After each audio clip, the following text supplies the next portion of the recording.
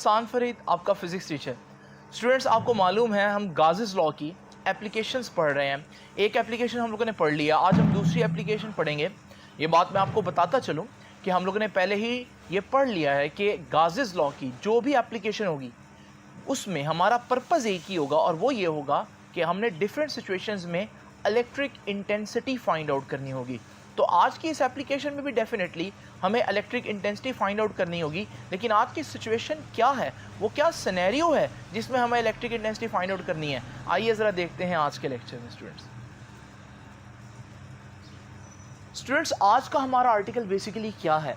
आज का हमारा आर्टिकल है जी electric field intensity due to an infinite sheet of charges. Infinite का मतलब क्या होता है स्टूडेंट्स? इन्फिनिट का मतलब होता है कोई चीज़ इतनी बड़ी हो कि वो कभी भी ख़त्म ना हो।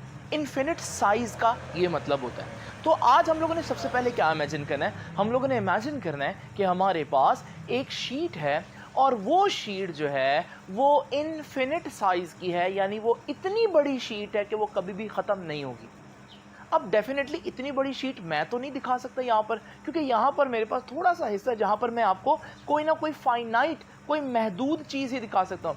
इसलिए मैं जब आपके सामने ये शीट ड्रॉ कर रहा हूँ तो आपको इसकी बाउंड्रीज नज़र तो आ रही हैं, लेकिन आप लोगों ने एक बात याद रखनी है कि ये जो शीट की बाउंड्रीज हैं ये एक्चुअली कोई बाउंड्रीज नहीं है। ये तो सिर्फ यहाँ पर मैंने क्योंकि इस शीट का छोटा सा हिस्सा दिखाना था, तो असल में ये शीट जो है ये इनफाइनाइट है, लामहदूद है, ये कभी भी ख़त्म नहीं होती।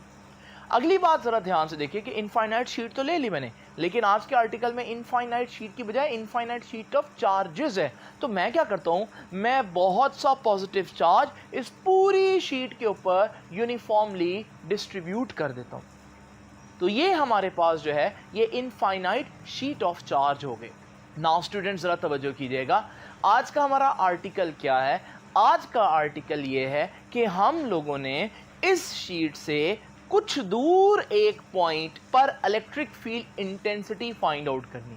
दोबारा कह देता हूं कि ये जो अगर मेरे पास एक इनफाइनाइट शीट ऑफ चार्जेस हो तो इससे थोड़ा सा दूर अगर मैं कोई एक पॉइंट इमेजिन करता हूं तो वहां पर इलेक्ट्रिक फील्ड इंटेंसिटी क्या होगी, ये है हमारा आज का आर्टिकल।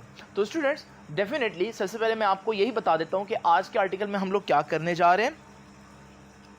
तो आज का आर्टिकल हमारा ये बता रहा है कि let us calculate electric intensity कहां पर जी? at a point close to an infinite sheet of charges. तो आज मैं क्या करूंगा, दोबारा बता देता हूं कि मेरे पास ये शीट ऑफ चार्ज है, इससे दूर ये एक पॉइंट है, इस पॉइंट पर इलेक्ट्रिक इंटेंसिटी कितनी होगी ये मैं आज मालूम करूंगा।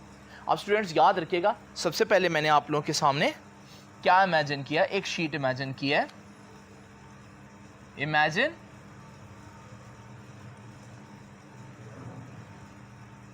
a sheet of an infinite extent। Imagine करें एक शीट जो लामहदूद है, इन्फिनिट एक्सटेंट की है, ठीक है जी, लामहदूद है। And positive charges are uniformly distributed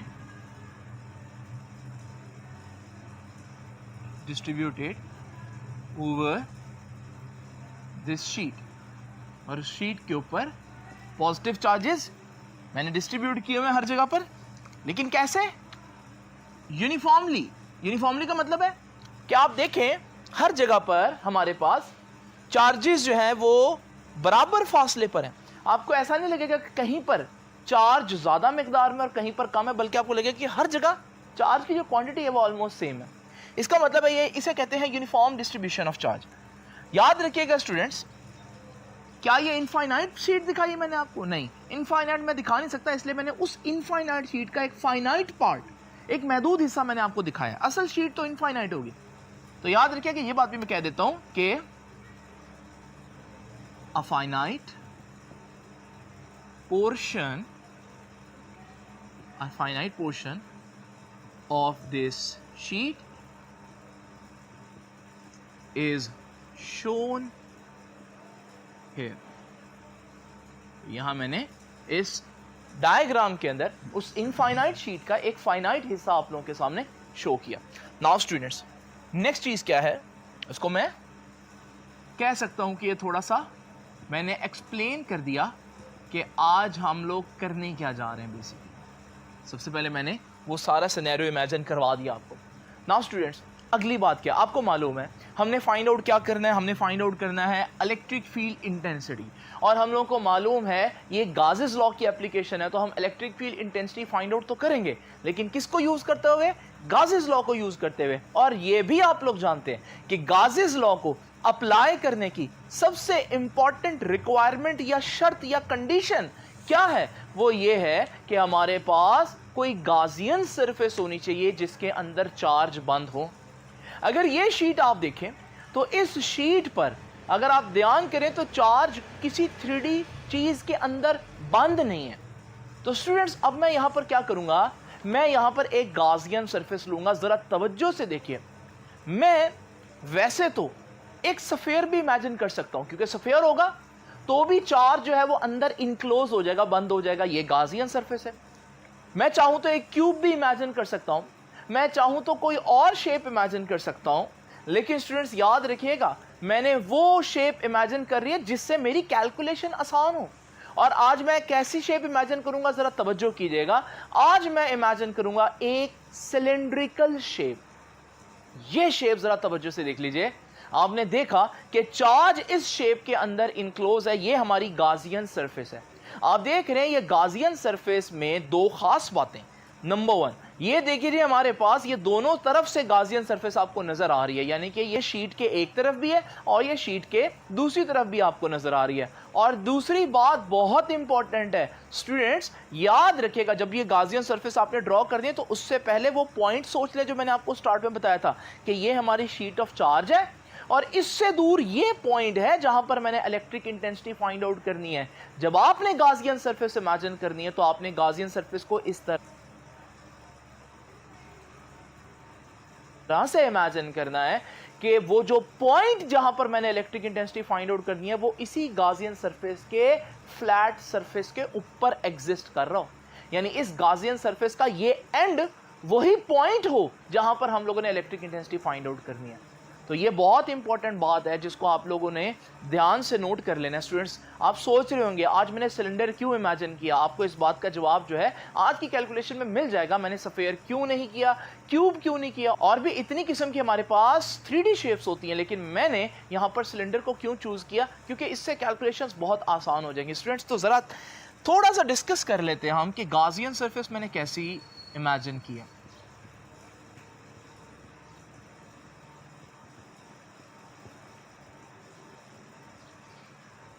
तो आपको मालूम है गाजियन सरफेस तो मुझे इमेजिन करनी थी, क्योंकि गाजेस लॉ तब तक लग ही नहीं सकता. तो याद रखिएगा हमारे पास गाजियन सरफेस में कौन सी इमेजिन कर रहा हूं,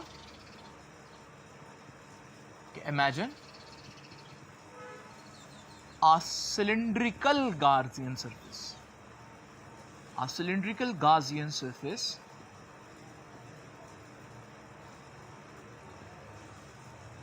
ठीक है. कैसे इमेजिन करनी है कि उस गाजियन सरफेस का एक एंड वही पॉइंट है. ठीक है जी. तो imagine a cylindrical Gaussian surface such that, इस तरह से इमेजिन करें, सच दैट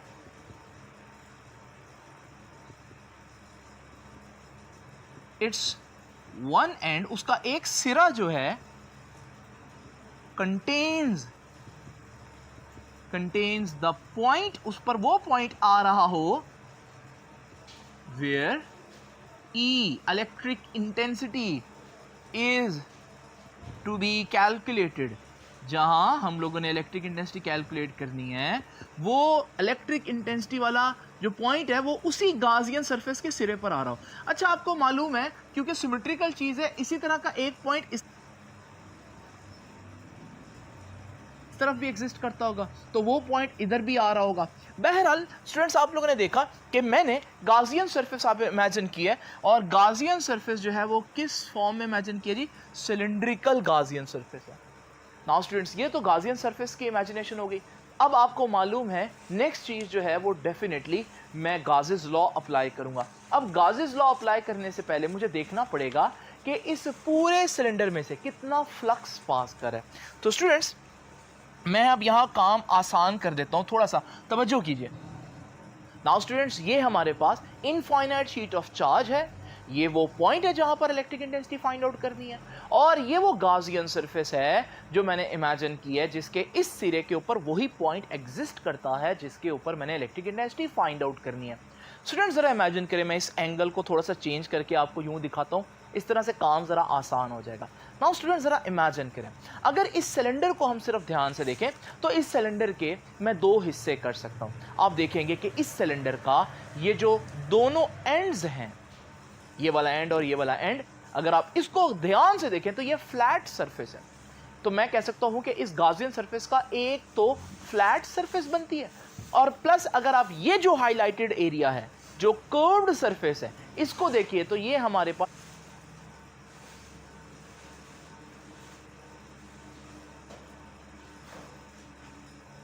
दूसरा हिस्सा, यानी कि मैं कह सकता हूं कि हमारी जो पूरी गाउसियन सरफेस है वो दो डिफरेंट सरफेसेस से मिलकर बनी हुई है। नंबर वन, वो किनारों पर जो फ्लैट सरफेसेस हैं, और नंबर टू, ये जो सारा कर्व्ड सरफेस है। तो स्टूडेंट्स, मैं अलग-अलग कैलकुलेशन करूंगा दोनों पर, तो मैं दोनों पर अलग-अलग फ्लक्स फाइंड आउट करूंगा। तो याद रखिएगा, मैं पहले कहता हूं कि फ्लक्स थ्रू फ्लैट सरफेस भी फाइंड आउट करूंगा, और फिर मैं फ्लक्स थ्रू कर्व्ड सरफेस भी फाइंड आउट करूंगा।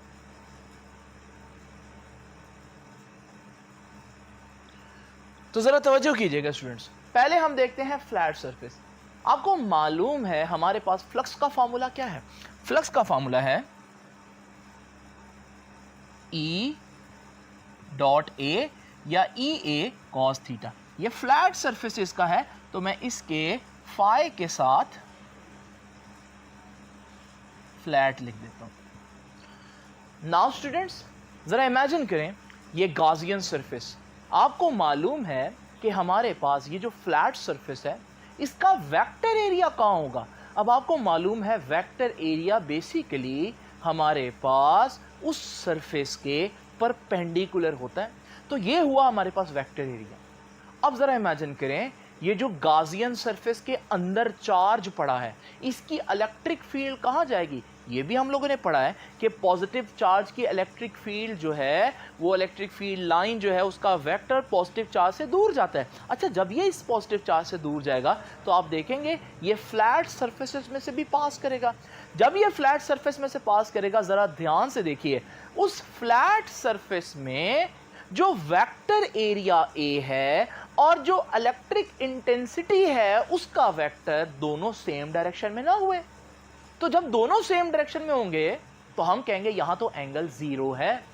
तो स्टूडेंट्स, बड़े ही ध्यान से सुन लीजिए कि हमारे पास जो फ्लैट सरफेस है उसमें एंगल जो है वो जीरो बन रहा है। अब मैं यहां पर ई ए कॉस जीरो कह देता हूं, और कॉस जीरो कितना होता है जी? कॉस जीरो तो 1 होता है, तो ये तो बन गया ई ए। नाउ स्टूडेंट्स, एक और बात जो आप लोग यहां पर भूल रहे हैं वो ये कि फ्लैट सरफेस तो एक है ही नहीं, बल्कि फ्लैट सरफेस तो अगर ये वाली है तो इसके बिल्कुल ऑपोजिट दूसरी जानिब भी तो फ्लैट सरफेस है। अगर मैं वही लॉजिक वहां पर भी अप्लाई करूं कि इस फ्लैट सरफेस का वेक्टर एरिया कहां होगा, तो वो इसी सरफेस के परपेंडिकुलर होगा, इस डायरेक्शन में।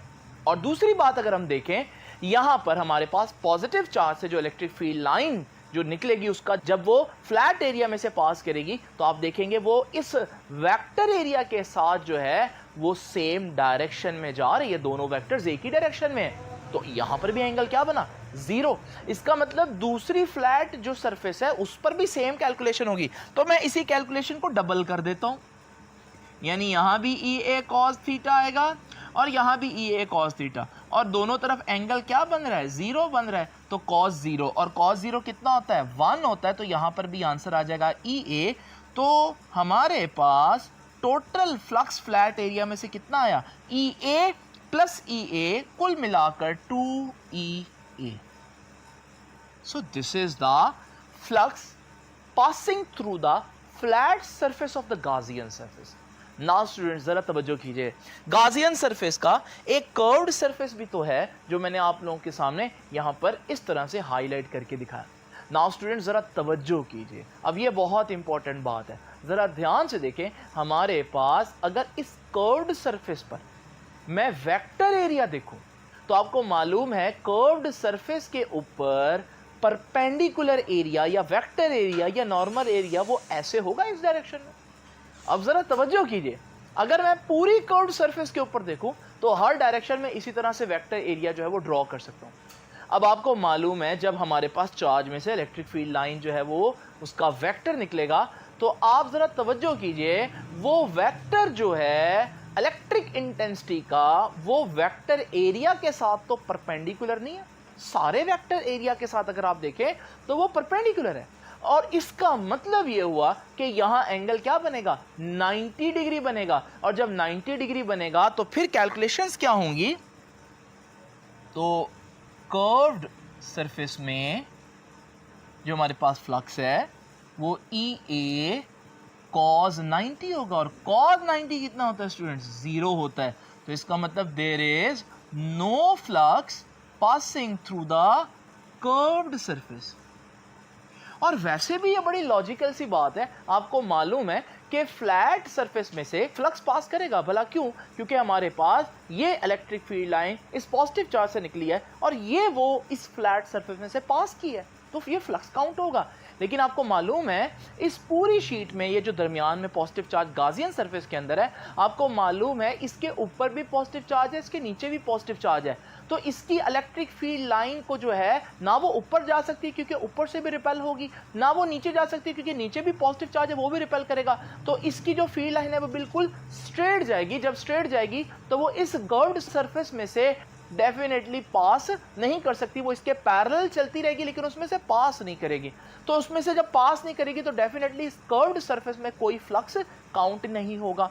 तो स्टूडेंट्स आप लोगों ने देखा कि मैंने गाजियन सरफेस के दो हिस्से किए, एक हमारे पास फ्लैट हिस्सा, एक कर्व्ड हिस्सा। फ्लैट हिस्से में से मैंने ये फ्लक्स फाइंड आउट कर लिया, कर्व्ड में से मैंने फ्लक्स 0 फाइंड आउट कर लिया। आपने देखा मैंने अपनी कैलकुलेशन का एक पार्ट पूरा का पूरा 0 कर दिया।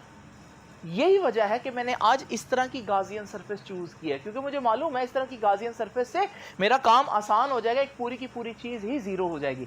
आइए अब जरा देखते हैं टोटल फ्लक्स कितना होगा। तो स्टूडेंट्स आपको मालूम है, यहीं पर कर देता हूं कैलकुलेशन। टोटल फ्लक्स किसके बराबर होगा, टोटल फ्लक्स होगा कर्व्ड सरफेस का फ्लक्स प्लस फ्लैट सरफेस का फ्लक्स। अब आपको मालूम है जो कर्व्ड सरफेस है उसका फ्लक्स तो 0 है। अब मैं वैल्यूज पुट करता हूं तो यहां पर इसका फ्लक्स 0 आ जाएगा, लिखने की जरूरत ही नहीं है। और फ्लैट सरफेस का फ्लक्स कितना है, फ्लैट सरफेस का फ्लक्स तो 2EA है, तो यहां पर हमारे पास यह आ जाएगा 2EA, और ये मेरे पास टोटल फ्लक्स आ गया। इसको स्टूडेंट्स याद रखिएगा क्योंकि आगे मैं इसकी वैल्यू आप लोगों के सामने अभी पुट करूंगा, लेकिन उससे पहले अभी मैं थोड़ी सी मजीद कैलकुलेशंस करता हूं। तो आइए जरा देखते हैं स्टूडेंट्स मजीद कैलकुलेशंस में हमारे पास क्या कुछ है।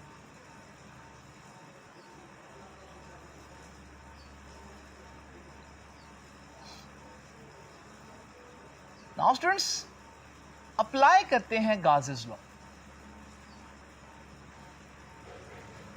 आपको मालूम है गाजेस लॉ क्या कहते हैं। गाजेस लॉ की जो हमारे पास मैथमेटिकल फॉर्म थी वो ये थी कि गाजेस लॉ का टोटल फ्लक्स किसी भी गाजियन सरफेस में से टोटल कितना फ्लक्स पास करेगा, 1/ε0 टाइम्स टोटल चार्ज इनक्लोज्ड। ये बात मैं काफी दफा एक्सप्लेन कर चुका हूं कि टोटल चार्ज की बजाय टोटल चार्ज इनक्लोज्ड क्यों कहते हैं? ये इनक्लोज्ड वो चार्ज जो अंदर बंद है उसी की बात क्यों करते हैं? मैं एक दफा फिर से बता देता हूं स्टूडेंट्स, जरा इमेजिन करें ये मेरे पास मेरी गाजियन सरफेस है और इस गाजियन सरफेस के बाहर एक चार्ज पड़ा हुआ है। इस चार्ज की अहमियत क्यों नहीं है? क्योंकि आपको मालूम है अगर इस चार्ज में से इलेक्ट्रिक फील्ड लाइन पास करेगी तो वो पहले इस गाजियन सरफेस में इस पॉइंट पर एंटर होगी। इसको मैं -1 कह देता हूं क्योंकि ये इस सरफेस में एंटर हो रही है। नाउ स्टूडेंट्स, जब ये फील्ड लाइन इसमें एंटर हुई है तो आपको मालूम है गाजियन सरफेस में से गुजरने के बाद इसने कहीं ना कहीं इस गाजियन सरफेस में से निकल भी जाना है। जब ये निकलेगी तो आपको मालूम है ये फ्लक्स हम पॉजिटिव कंसीडर करेंगे। तो बताएं इस बाहर पड़े चार्ज की वजह से टोटल फ्लक्स कितना हुआ? तो -1 + 1 0। जो लाइन एंटर हुई उसने लीव भी कर दिया, तो इसका मतलब बाहर पड़े चार्जेस जो हैं वो फ्लक्स में कोई कंट्रीब्यूशन नहीं करते। तो कौन इंपॉर्टेंट होता है? सिर्फ गाजियन सरफेस के अंदर वाले चार्जेस। और याद रखिएगा आज की गाजियन सरफेस ये है और इस गाजियन सरफेस में ये जो अंदर चार्जेस पड़े हैं ये हमारे पास आज के चार्ज इनक्लोज्ड हैं। नाउ स्टूडेंट्स जरा तवज्जो कीजिएगा, आपको मालूम है कि एक वर्ड हम डेंसिटी का यूज करते हैं, लेकिन आज हम वर्ड यूज करेंगे charge density. Now what is charge density? It is charge per unit area. Charge density क्या होती है? Charge per unit area. Charge density से पता चलता है कि चार्जेस कितने करीब करीब है। मिसाल के तौर पर अगर मेरे पास ये एक शीट है चार्ज की, आप देख रहे हैं चार्जेस काफी दूर दूर है, तो मैं कहूंगा इसकी चार्ज डेंसिटी बहुत कम है। लेकिन अगर मैं एक ऐसी शीट लूं जिसमें मैं देखता हूं कि चार्जेस बहुत ज़्यादा करीब करीब हैं, तो हम कहेंगे कि इस शीट में जो चार्ज डेंसिटी है वो ज़्यादा है। तो चार्ज डेंसिटी क्या बताती है कि किसी थोड़े से एरिया के अंदर कितना चार्ज एग्जिस्ट करता है। तो याद रखिएगा चार्ज डेंसिटी कैसे निकालते हैं? चार्ज को टोटल एरिया से डिवाइड कर दें। चार्ज डेंसिटी का सिंबल है सिग्मा, तो फिर ये आ जाएगा Q/A। यहाँ से मजे की बात है कि Q किसके बराबर आएगा? ये A इधर डिवाइड हो रहा है, उधर जाकर सिग्मा से मल्टीप्लाई हो जाए। नाउ स्टूडेंट्स, ये Q की वैल्यू मैं यहाँ पुट करूंगा। ये वो Q है जो टोटल चार्ज अंदर पड़ा है गाजियन सरफेस के, टोटल चार्ज इनक्लोज्ड। तो फिर मैं कह सकता हूँ कि ये जो टोटल फ्लक्स है ये किसके बराबर आया? 1/ε0 टाइम्स टोटल चार्ज इनक्लोज, और वो कितना है? Sigma into A, where sigma is charge density. एक और बहुत इंपॉर्टेंट बात जरा तवज्जो से सुन लीजिएगा स्टूडेंट्स, हमारे पास चार्ज डेंसिटी जो है उसका यूनिट भी पता होना चाहिए। ये चार्ज ओवर एरिया है, चार्ज का यूनिट सबको मालूम है, कूलम्ब होता है, और एरिया का यूनिट भी मालूम होना चाहिए, मीटर स्क्वायर होता है। तो इसका मतलब चार्ज डेंसिटी का यूनिट क्या हुआ? कूलम्ब पर मीटर स्क्वायर। स्टूडेंट्स जरा तवज्जो कीजिए, इसको पहचानिए। टोटल फ्लक्स जो गाजियन सरफेस में से पास करेगा, ये तो भी मैंने कैलकुलेट किया। अगर मैं आप लोगों को दोबारा से दिखा दूं, यहां पर ये देखिए जी, ये टोटल फ्लक्स अभी मैंने कैलकुलेट किया कितना है? 2EA। आइए ये वहां पर पुट कर देते हैं। तो ये हमारे पास टोटल फ्लक्स है, इसकी जगह मैं लिख देता हूं कि ये हमारे पास 2EA है 1/ε0 टाइम्स और सिग्मा ए। जरा देखिए स्टूडेंट्स, एरिया से कैंसिल हो गया, ये ई को मैं यहां पर रखता हूं और ये 2 उधर जाकर डिवाइड होगा। ऊपर है सिग्मा, नीचे है ε0 और साथ ये 2 भी उधर जाकर डिवाइड होगा। तो ये हमारे पास स्टूडेंट्स बन गई एक इक्वेशन। इस इक्वेशन के लेफ्ट साइड पर क्या है? इलेक्ट्रिक इंटेंसिटी है। और स्टूडेंट्स अगर आपको याद हो, आज का लेक्चर कहां से स्टार्ट किया था भला? आज का लेक्चर ही यही है, electric field intensity due to an infinite sheet of charge. यानी कि हमें क्या फाइंड आउट करना है? हमें electric field intensity find out करनी है। और जो इक्वेशन अभी मैंने आप लोगों के सामने डिराइव की, वो इक्वेशन किस चीज की है? वो इलेक्ट्रिक इंटेंसिटी की ही इक्वेशन है। तो आप लोगों ने देखा कि E किसके बराबर आया? Sigma over 2ε0। नाउ स्टूडेंट्स याद रखिएगा, आपको मालूम है ना इलेक्ट्रिक इंटेंसिटी तो वेक्टर क्वांटिटी है। इसका मतलब ये जो फार्मूला है ये सिर्फ इलेक्ट्रिक इंटेंसिटी के मैग्नीट्यूड को शो कर रहा है, लेकिन क्योंकि इलेक्ट्रिक इंटेंसिटी एक वेक्टर क्वांटिटी है तो उसकी डायरेक्शन भी तो होनी चाहिए। तो मैं इसी फार्मूला को यूं भी लिख सकता हूं कि अगर E का वेक्टर निकालना हो तो E की जगह E का वेक्टर आ जाएगा, अच्छा फार्मूला वही रहेगा सिग्मा ओवर 2 एप्सिलॉन नॉट, लेकिन क्योंकि अब डायरेक्शन की बात आ गई है तो मैग्नीट्यूड के साथ साथ मुझे यूनिट वेक्टर भी लगाना पड़ेगा। ये यूनिट वेक्टर जो है इसे मैं आर हैट कह रहा हूं। ये आर हैट किसकी डायरेक्शन बताएगा, याद रखिएगा, ये आर हैट इलेक्ट्रिक इंटेंसिटी की डायरेक्शन बताएगा। और याद रखिएगा ये हमारे पास लिख देता हूं कि R hat is a unit vector, R hat is a unit vector showing direction of electric intensity. Electric intensity की डायरेक्शन बता रहे हैं। और याद रखिएगा ये कहां होगा, इट इज डायरेक्टेड अवे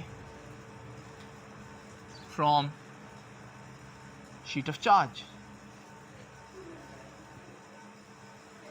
यानी कि हमारे पास ये वो शीट ऑफ चार्ज है और ये वो पॉइंट है जहां पर हम लोगों ने इलेक्ट्रिक इंटेंसिटी फाइंड आउट करनी थी। और अब मैंने फाइंड आउट कर ली है। अब मुझे मालूम है इस पॉइंट पर इलेक्ट्रिक इंटेंसिटी कितनी होगी, सिग्मा ओवर 2 एप्सिलॉन नॉट। लेकिन वो इलेक्ट्रिक इंटेंसिटी कहां को होगी, याद रखिएगा इस पॉइंट पर इलेक्ट्रिक इंटेंसिटी की जो डायरेक्शन है वो अवे फ्रॉम द शीट होगी। और अगर ये शीट नेगेटिव हो तो फिर इस पॉइंट पर इलेक्ट्रिक इंटेंसिटी का मैग्नीट्यूड वही होगा, लेकिन अब उसका वेक्टर जो है उसकी डायरेक्शन टुवर्ड्स द शीट होगी। तो ये पॉजिटिव और नेगेटिव का फर्क है। स्टूडेंट्स आपके पास फार्मूला आ गया, बच्चे समझते हैं बस इतना काफ़ी है और डेफिनेटली आपके बोर्ड के हिसाब से ये काफ़ी है, आप लोगों को इसके नंबर मिल जाएंगे। लेकिन मैं आपको एक बहुत इंटरेस्टिंग पॉइंट की तरफ जो है वो तवज्जो दिलाता हूँ आप लोगों की, ज़रा तवज्जो कीजिए स्टूडेंट्स। आपको मालूम है ये मेरे पास एक चार्ज है, आपको मालूम है इस चार्ज के गिर्द अगर मैं दो पॉइंट्स आपके सामने ए और बी बनाऊं और आपसे पूछूं कि जल्दी से बताइए कि कहां पर इलेक्ट्रिक फील्ड इंटेंसिटी ज़्यादा होगी, कहां इलेक्ट्रिक फील्ड ज़्यादा स्ट्रेंथ रखता होगा, तो आपको मालूम है कि आप पॉइंट ए क्योंकि करीब है चार्ज के तो वहाँ इलेक्ट्रिक इंटेंसिटी जो है वो बहुत स्ट्रांग होगी। लेकिन जैसे जैसे आप चार्ज से दूर जाएंगे तो पॉइंट बी क्योंकि चार्ज से दूर है तो वहाँ इलेक्ट्रिक इंटेंसिटी जो है वो वीक है। नाउ स्टूडेंट्स ये बात आपको कैसे पता चली, एक तो वैसे ही लॉजिकली पता चल रही है। आपका बेसिक कॉन्सेप्ट यही होता है कि जब आप किसी चीज़ के सोर्स से दूर जाते हैं तो उसका फील्ड वीक होता जाता है। आप ज़मीन से दूर जाते हैं, ग्रेविटी वीक होती रहती है। आप मैग्नेट से मैग्नेट को दूर लेकर जाते हैं तो मैग्नेटिक फील्ड वीक होता रहता है। इसी तरह से इलेक्ट्रिक फील्ड का भी वही मामला है। लेकिन मैथ्स भी हमें ये बताती है, आप लोगों को मालूम होगा मैथ्स में हम लोगों ने, फिजिक्स में हम लोगों ने इसका फार्मूला पढ़ा इलेक्ट्रिक इंटेंसिटी का 1/4 pi epsilon naught Q over R square. ये देखिए इलेक्ट्रिक इंटेंसिटी और डिस्टेंस का वाज़ेह रिलेशनशिप पता चल रहा है कि इनवर्स रिलेशन है, यानी कि जितना मैं डिस्टेंस ज़्यादा करता जाऊंगा उतना, जितना मैं दूर जाता रहूंगा चार्ज से, जितना डिस्टेंस ज़्यादा करता रहूंगा उतना इलेक्ट्रिक फील्ड वीक होती जाएगी। तो डिस्टेंस ज़्यादा तो इलेक्ट्रिक फील्ड वीक।